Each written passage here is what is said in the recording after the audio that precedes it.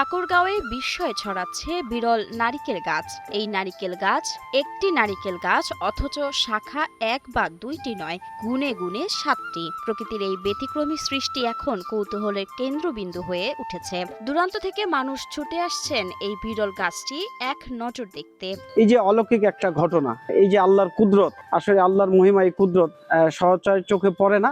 এটি কোনো সাধারণ নারিকেল গাছ নয়। প্রথম দেখায় মনে হতে পারে কয়েকটি গাছ একসঙ্গে দাঁড়িয়ে আছে, কিন্তু কাছে গেলে মিলবে আসল রহস্য।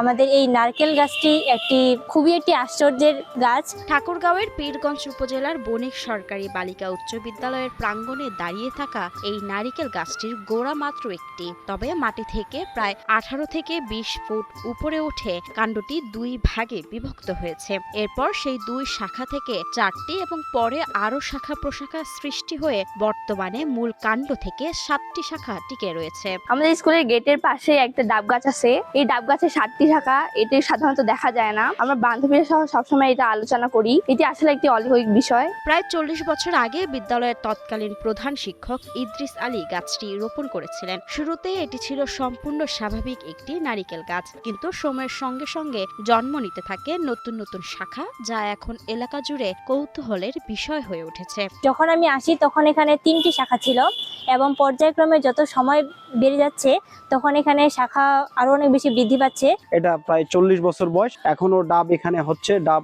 এখান থেকে পারে, কিন্তু অযত্ন অবহেলার কারণে আজকে আপনারা হয়তো দেখছেন, দেখলে বুঝতে পারবেন না। বিদ্যালয়ের শিক্ষার্থীরা জানান, তাদের জানা মতে এই ধরনের নারিকেল গাছ আর কোথাও দেখা যায়নি। এ কারণে প্রতিদিন অনেক দর্শনার্থী দূর দূরান্ত থেকে গাছটি দেখতে আসেন। বিভিন্ন ধরনের মানুষ এই গাছটি পরিদর্শন করতে আসে। তারা এই গাছটি নিয়ে নানা ধরনের আলোচনা করে। প্রায় 4 দশক আগে বিদ্যালয়ের প্রাক্তন প্রধান শিক্ষক ইদ্রিস আলীর রোপণ করা গাছটি একটি ঐতিহ্যে পরিণত হয়েছে। এই গাছের রক্ষণাবেক্ষণ ও সংরক্ষণে প্রয়োজনীয় ব্যবস্থা নেওয়া হবে বলে জানান বর্তমান ভারপ্রাপ্ত প্রধান শিক্ষক। এই গাছটি রক্ষণাবেক্ষণের জন্য কি করা যায় সেটি আমি নিয়ে ভাবছি, এবং আশা করি আগামী দিনে এই গাছটিকে রক্ষণাবেক্ষণের জন্য প্রয়োজনীয় ব্যবস্থা গ্রহণ করব। প্রকৃতির বুকে কত রহস্য যে লুকিয়ে আছে তারই এক জীবন্ত উদাহরণ এই 7 শাখার নারিকেল গাছ। মাহমুদা মুন্নি, 71।